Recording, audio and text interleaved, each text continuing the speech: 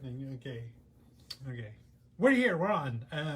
Hi, good morning, good evening, good afternoon, whatever time you're watching this in the distant future, because who's watching now? You're all out Christmas shopping or whatever, getting ready for the day. If you're on the West Coast like us, I guess it's 10:30. If you're not ready for the day by now, you're not ever going to be. Or, out to East where it's early afternoon, probably just finishing your lunch. How's everybody doing? Everybody okay? You're all good? Getting that Christmas shopping done? I haven't started, but I'll get there. Neither here nor there. Today, we have a very special live stream for you today. I know that we talked about doing a couple different things. Obviously, if you've been paying any attention to any of the other live streams that you're looking at, if you're looking at this at YouTube after the fact, or now, I think this is episode 74, something like that. So we've had, a lot in the past, and most of the past 70 odd live streams we've done, we're just cataloging all of our products. We have that many. It took that long, more than a year of weekly live streams to do that. And as of last week, we got to the end of it, except for finished chains. We're still debating whether or not it's possible to do a thing with finished chains, but I think we might do it. But I wanted to do something just a little different. I don't even know how it's going to work. I don't know if it's going to work out. I'm literally making this up as I go. I mean, not really. I mean, I know what I'm talking about, more or less. And I have a general plan for how this live stream is going to go. Hopefully it goes well. I've been teaching for 30 years. Yeah, more than 30 years.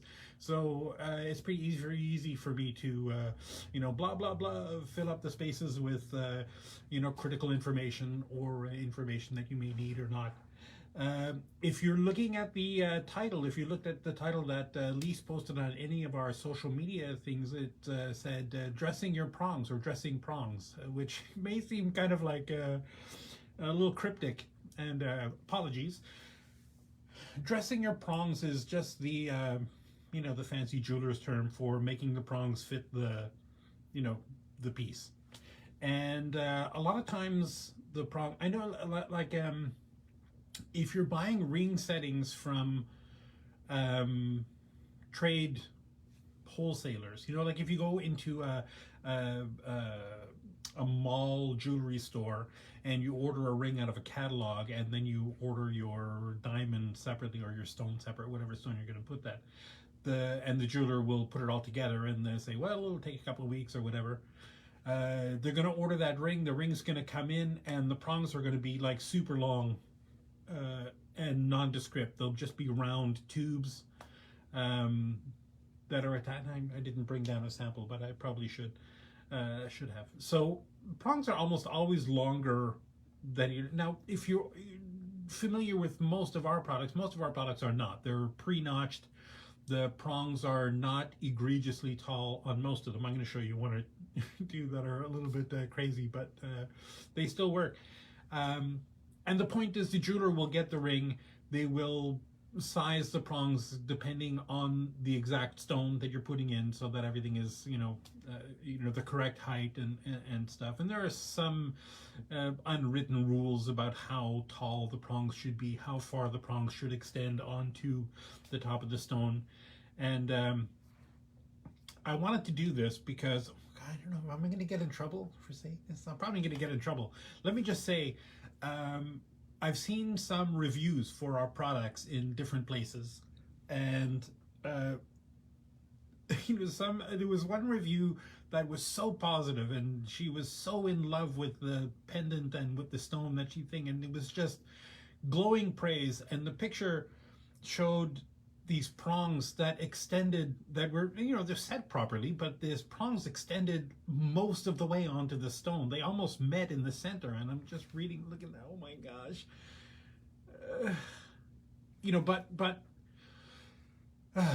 most of our customers are hobbyists. You know, they're just people, they get a stone somewhere, or they're at a gem show and they find a stone that they like, or they're on Home Shopping Network or one of these places and they buy a stone somehow, and then they find a setting that matches to fit, and then they put it in. They just want to pop it in there and get it to work. And most people don't bring it to a real jeweler to have them set it, you know, because it's really not that hard. Prong setting is really not that hard. It's just a function of pushing the prongs over onto the stone. But there's that issue, right, where sometimes the prongs are longer than you need them to be, and it's helpful if you can, you know how to make the prongs a little bit smaller, make the tips beautiful again, because you're going to be cutting them down with just a regular cutter. And that's called dressing your prongs, when you make the prongs the right height and you make the tips beautiful again, and you make them all shiny and like that. And you can make them in a couple different shapes depending on how wide the prong is. We're going to be doing a couple of cabochons this week. I'll do another live stream in the future, where we'll do faceted stones. With faceted stones, it's a little more tricky. Not tricky. There's a few more variables that you need to worry about, you know, because you're going to be with cabochons, it's easy because the inside edge of the prong is flat and you're just going to fold that over onto the surface of the stone. With faceted stone, you need to make the prong a certain height, and then you're going to put notches on the inside of the prong to fold the prongs over onto the top of the girdle of the stone. And so there's a few more variables with faceted stones, and I have one that I was gonna use, but I don't have a small one handy. It's a big one, and the only one that it fit really good in was like a $60 ring, and I didn't want to waste a $60 ring on camera just to do a demo. But I might have to do that thing. So I'll find one. I'll find one anyway. So I'm gonna use this ring. This is, oh, I don't have the code number, MTR something or other. I'm sorry, I don't have the code for what this is, but you can see the prongs on this, right? Let me just bring this up to the camera, right? They're like crazy long, right? Which is not to say that you'll never need them to be this long, right? I've seen cabochons that are cut super tall out of a real thick slab, and you may need them to be this tall, you know. It looks weird, I think, you know, but hey, whatever, I don't judge, you know. People want whatever they want. But for the cabochons that I have here that I'm going to show you, you know, I have a couple different depth cabochons, so I'll show you the difference, how you would do it, you know, between one or the other. You know, just cutting the ends and folding the things down doesn't really do it, because if you just cut them down and you're using a good cutter, the edges of the prongs are going to be sharp and they're not going to sit flush against the stone. So you know, they need to be tapered, they need to be, you know, dressed, that's the word. Okay, let me just turn this around a little bit and angle this down. Oh, there's the two cabs we're going to be playing with, right? Well, let me just do a little cab info.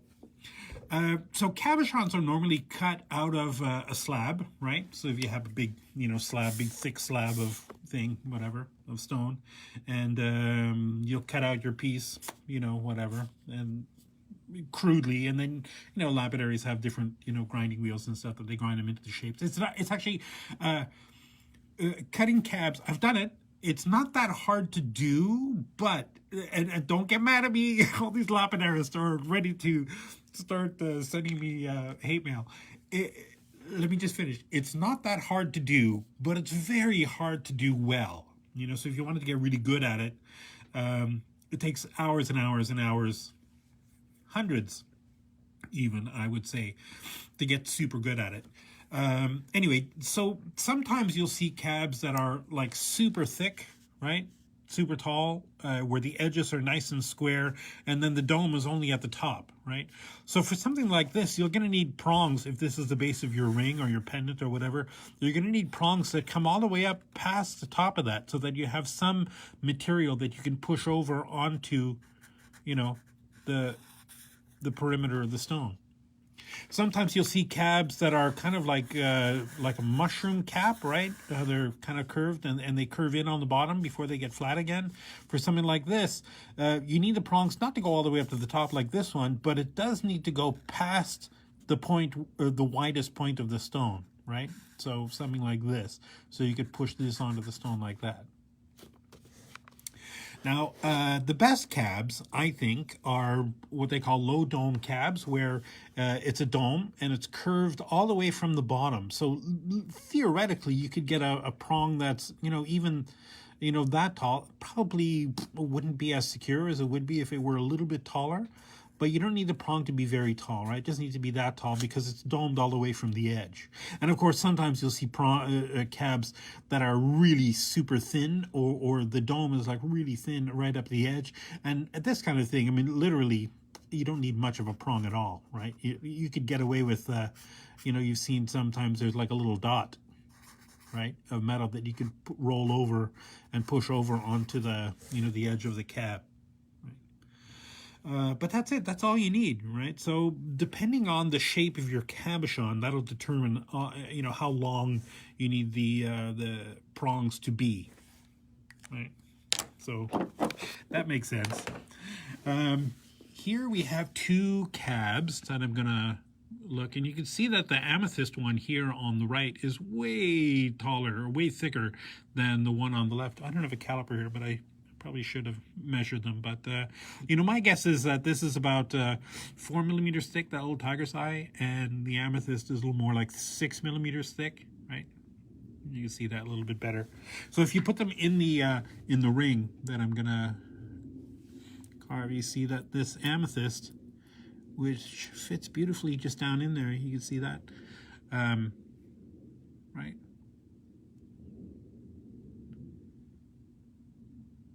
Boy, that's a cool effect. That little colors, a little flashing. That is formed by stress fractures deep inside the amethyst. And the tiger's eye is quite a bit thinner, right? So, I don't know. I think I'll set the tiger's eye instead of the amethyst. The amethyst is I don't know. It's thicker, so not as much material is going to get pulled off. Okay, so first thing to do is to decide how tall you need the prongs to be, right? And if you just take one and kind of start to push it over onto the edge of the was that in focus? There we go. That's in focus.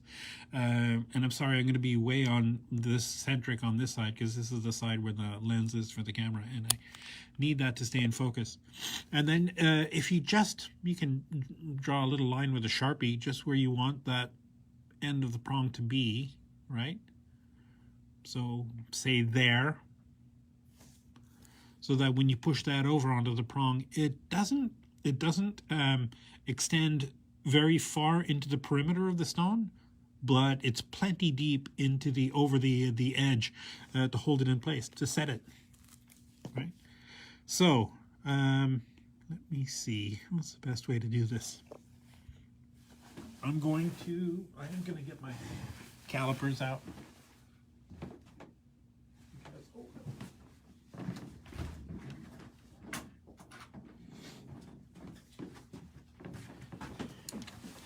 So here's what I'm going to do. I'm going to measure how wide that is, right, from the seat right up to the line. And I don't have my magnifiers on, so I hope this is right. So what is that? 3.2 millimeters. So if I just put that on the inside and score that, let me just lock this in place. This is a cute little thing that a lot of people don't really realize, that you could do this with the calipers. You can tighten this little knot and that holds it in place. So you can use these sharp points to score a little line in the edge of your prong, and then go all the way around. Can you see that? And make them all the same height.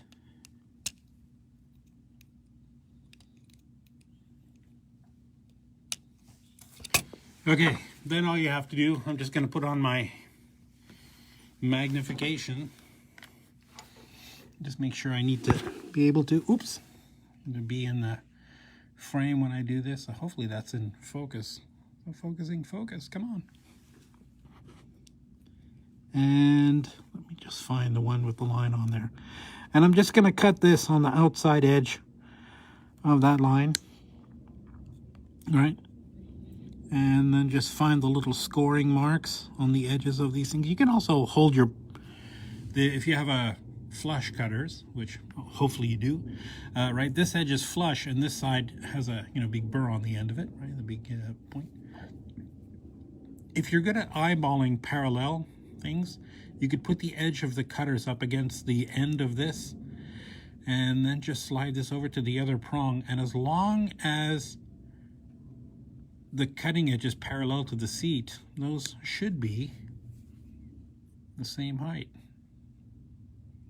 But we can go around and check after with the calipers. I can already tell that I screwed up something because that's way longer than it needs to be. Okay, let's just see that. You can cut a little bit off that, right about there. Doink. Gorgeous. And that one, just about perfect. Maybe a hair off that edge.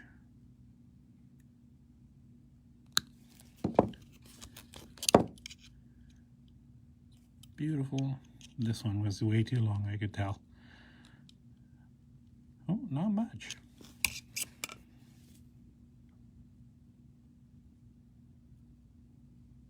I'm doing this off this camera, sorry.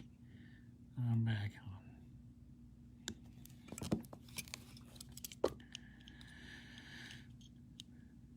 And last one, I can cut that just a little bit, maybe a millimeter, half millimeter off. It's kind of important that they're all pretty much exactly the same length. There we go. See, it's perfect. Oh, let me just show you that, right? So now all four are exactly the same height. So when I put my down on there, you can see there'll be plenty of room to hold that down, that stone down, to set it, right? So it'll go past the inside, the outside perimeter edge. This is a pretty good, very nicely domed cab, though. So whoever made this, kudos. And if you're a lapidarist and you're not paying attention to the edge geometry of your cabs, maybe start doing that. Give the jewelers a break. It's way harder if there's flat edges and stuff. And it's just, I don't know, I find they look weird if you have to have the prongs creeping up the edge and only, folding over onto the top. But whatever. Again, I don't judge. See, right now, if we were to try to put this amethyst cab in there, that might still work, but I think that's a little bit too short. Actually, it probably would still work. It just makes me nervous that this is going to end up so straight, right? And there's room for the stone to get pulled out, especially if you did something real vigorous like punching somebody or something with the ring on. Don't do that though. So now we have these edges, these prongs that are all the nice, the correct height now, right? And I don't know, just if I have any suggestion about cutting the prongs, is be fearless, right? You can draw lines on all of them, measure them, take your time, be slow. So the first cut that you make is exactly right every time. But I don't know, I normally like to err on the side of cutting them at first a little bit longer and then working down until they're all, perfectly even. If you wanted to really, really be super, see, to me it feels like this one is a hair longer than that one, but according to the caliper, it's not, so it must just be an optical illusion, right? That's right, and that's right. Okay, now to actually dress the prongs, you don't just want to push these over because these edges are kind of sharp, right? Because if you have a good cutter, they're sharp. That's what they do. So the first thing is to sculpt these into the shape that you want. Kind of the most common shape is sort of tapered to a little bit of a point, right? Or you can do it just slightly curved, which is kind of, more what it would look like if the prong started out as round posts. These are half round posts because it's a cabochon ring designed for a cabochon. So the inside edges of these are flat. You could probably still put a faceted stone in this, so long as when you put the faceted stone in there, the culet doesn't extend down into the finger space, right down past here, because every time you'd put it on, it would scratch your finger, which would be bad. So I'm just gonna carve these now into a nice cute shape, and there's a couple ways you can do it. If you have a cup burr, which I do have one here. Is this the biggest one I have? I don't think so. And a cup burr is just it's a burr bit, it's a rotary tool bit that has a cup in the end of it, and you put the end of that prong into the cup and spin that around, and that files that into a little dome. I've got my, this is not the big one that I wanted to use though.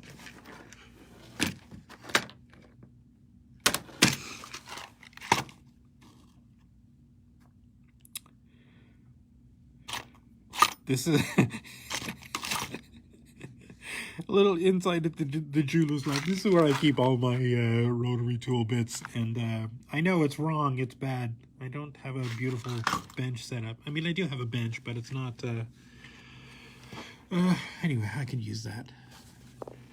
I've got my flex shaft, right, rotary tool thing. This actually is an old Fordham handpiece. The new ones that come, the ones with the quick release bits, right? You have this lever that you can push sideways to release that thing, and then you could pull that. Right? Maybe it has to be in. Oh no, there you go. Push that sideways. That opens that, and then you could put whatever your other bit back in there. You leave that back closed and that thing. But I don't know. I mean, I guess it's functionally more secure or something. There must be a reason why they went to this thing. These quick release hand pieces, you can't buy them anymore. You can only buy these ones, right? But I got this like 30 years ago, and it still, works like new. But the nice thing about this is that you just push that, you just push that lever closed, and then you can pull out your thing, and then put another bit in there. And so if I wanted to, I could put that rotary tool bit in there, that flex shaft, and put the end of my burr in there.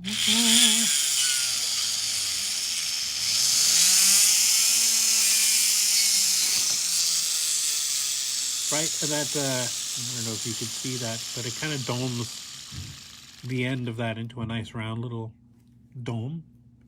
Kind of seems weird to do that on a half round piece. So I'm gonna use a different grinding tool. Now I have these rubber grinding wheels. Let me just show you the big flat ones. And they come in a range of grits, I guess. And the white is the coarsest, the black is the next coarse, and the periwinkle is, if that looks like periwinkle to you, but it is kind of the beginning polish, and the pink is the high polish one, right? And you can just attach those to, your, right, these little rotary tool bit things, interchangeable wheels, right? Because these wear out pretty quickly. Anyway, that's that.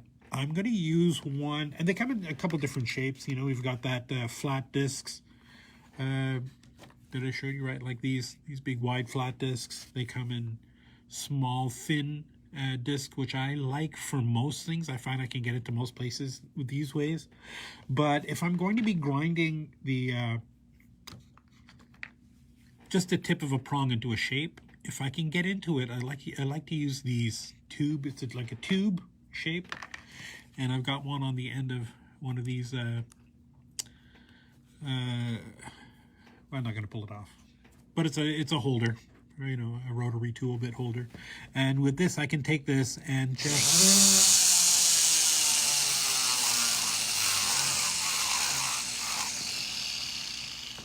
right, and you can see that's nice and rounded now. The corners are all rounded off. Let me see if I could turn this so that you can see exactly what's happening when I'm doing that. Okay. Just rounding those corners off, getting those sharp edges down.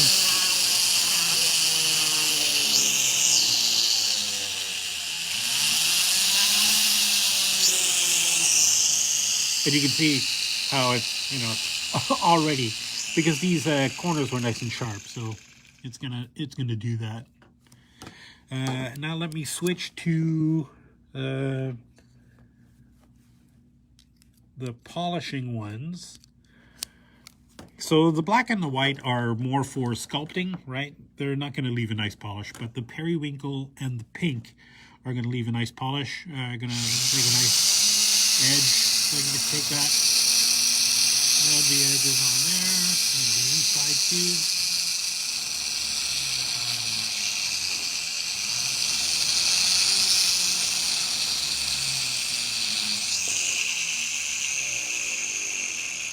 Now, you know what? That one does look taller. I'm going to cut it. I know. But I'm going to do it because it just... visually, if it's not 100%, I can't do it. Which is the one that I just cut. It's still too tall.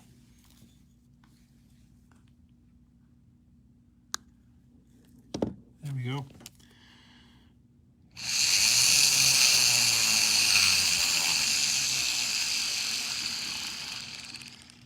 Nice. Okay, side edge. Let's make those all beautiful. Let me just switch to the pink.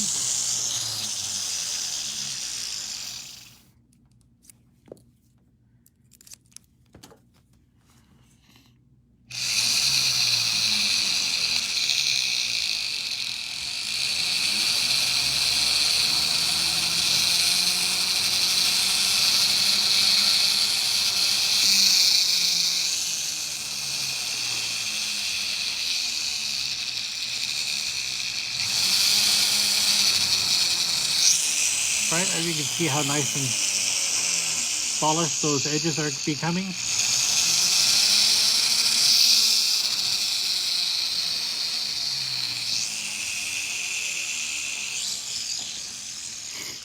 And then the final polish, we're going to use a muslin bob here. When you buy them brand new, these bobs, they don't look like this. They look like a disc of a bunch of layers of like linen or something, right? And I like the muslin bob because I like the way they degrade. They get nice and, you know, poofy. Lots of little strands. You could use a felt bob too, but I don't know. I find the felt bobs are a little less all-encompassing, right? If you when the bob hits it, because they're fairly stiff, the felt ones, when you hit a certain area, it's just going to hit that area. It's not going to, you know, polish a big area around it, sort of thing. Even though they do get a little bit poofy, you know, just you know, by using them, sort of thing. And I just use this on a, you know, nothing. But these muslin bobs are great. I'm going to get a little bit of this rouge, what they call. This is a polishing media. Get a little bit of rouge on that. Right? And I'm going to get this right into Nelson's camera phone. Okay.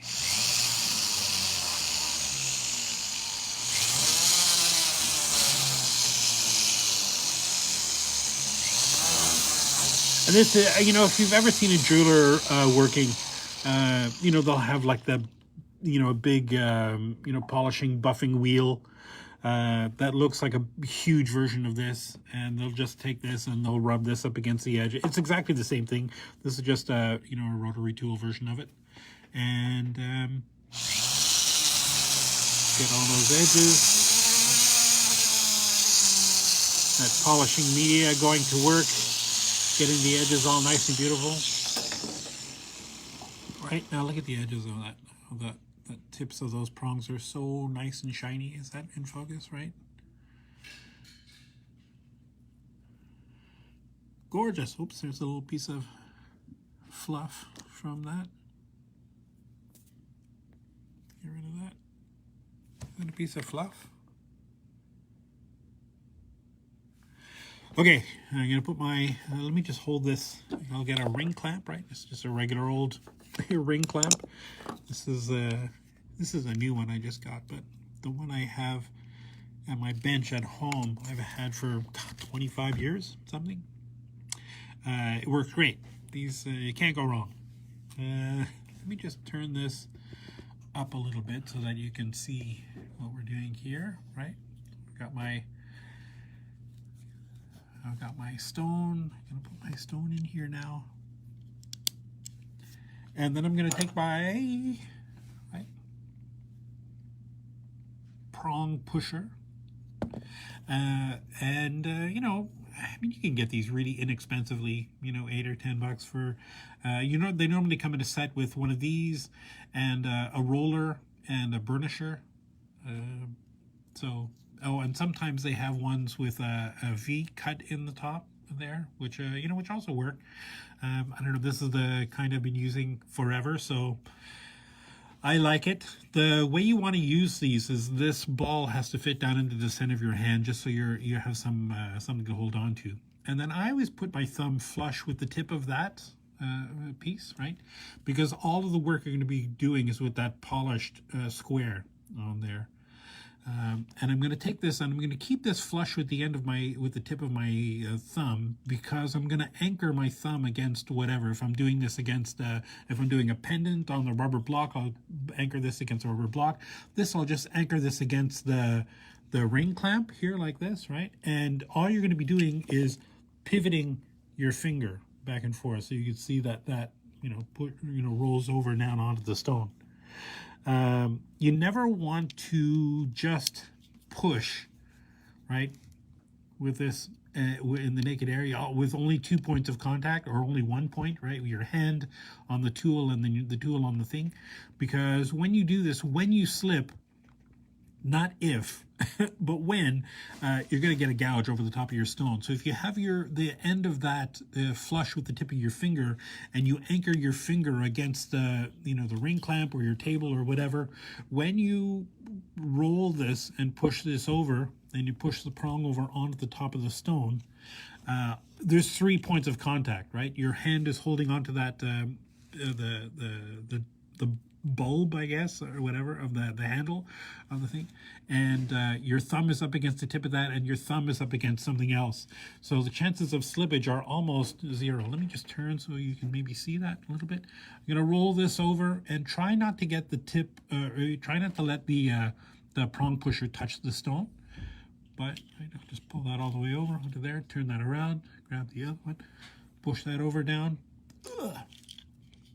And I like to make that noise, but it's really, there's no force. It's finesse. Well, maybe it's a kind of a more finesse than force, but, right? And there you go. You see how the prongs are there. They're nice and secure, but they don't occlude the stone. They don't trespass in the beautifulness that is the inside of that stone. They're there, but they're not intrusive, right? That's what you're supposed to look at on the top. And if you look from the edges, you can see that the prongs are all the perfect height. They just go past the inside perimeter of that piece, and that's it. And then I normally, just for laughs, give that a little bit of a polish with the Burr tool.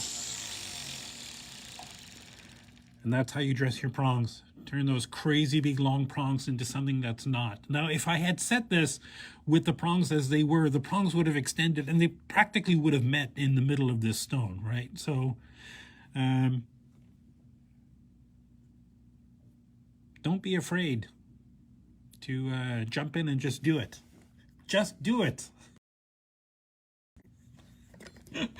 Right, what is that shit? Oh, you're right, my magnification. Hello. I never do anything without magnification because, you know, if it looks good under 5 or 6 times magnification, whatever that magnification of that thing is, if it looks good under that kind of magnification, then normal mortals won't be able to tell the difference with their regular eyeballs. And if you have a customer who brings a loop, you know, to the thing, then you can also say, hey, look, it's going to be awesome. Don't worry, I know what I'm doing. I learned from the best. A little bit of ego. It was always good. Okay, I don't know. I don't really have much else. If you have any questions, comments, please get a hold of me. Either mark@canadafindings.com or through the website chat box. You know, we'll find you there eventually. Or you can leave a comment here, although I personally am not really on Facebook, so I won't. But through the SilviaFindings page, it'll eventually get to me. If you have any questions about stone setting, if you have any like tips that you wish you knew, things that like, hey dude, how does what's the best way to do this, let me know. You know, I've been making jewelry for, you know, jewelry fabrication, I should say, for like 30 years. So I don't think that, and I taught, you know, for a long time, 25 of those 30 years teaching. So I don't think there's really any question that I've heard that haven't figured out the best way to answer it. So, how are we doing for time? Pretty good. 40 minutes. Crap. I thought it was going to be way less. But we're good. Thank you for joining me for my Wednesday live stream. I think this went pretty good, all things considered, considering I just pretty much made it up as I went. You know, if you know what you're doing, it's pretty easy to do it, but unless you've explained it 100 times, it's not always intuitive, you know, explaining how to do it, sort of thing. And clearly I've explained this stuff enough times that it'd be rare that you'd have a question that I haven't heard. So if you have one, let me know, either in well, I guess there's only 2 people watching right now, but in the comments, on YouTube later when this gets posted on YouTube eventually, or, you know, somewhere, we'll find it. And I will see you next week. Maybe not. No, next week is 20th. You know what? I am not sure what we're doing next week, or if we're doing one next week, live stream next week. We might take these next 2 weeks off because of Christmas. Because the week after that we're closed here at the office is closed that week between Christmas and New Year, so maybe I won't see you till the new year, and by then I'll have figured out another cool one. I think I want to do that, definitely want to do that thing with the prongs with the faceted stones, because that's a little more in-depth, a little more you know, a few more variables you need to look at. And I desperately want to do something with epoxy resin, because we have so many cool settings that are made specifically for that. You know, I have a couple projects in mind, you know, to do for epoxy resin that will look really cool on camera, which is kind of the most important thing, right? So in the meantime, I guess I'm done. Take care of yourself, take care of the planet, take care of your mental health, and we will see you, if not next week, in 3 weeks time, in the new year. Yay, happy Christmas, Merry New Year, and all that. Alrighty, bye-bye. I can do this.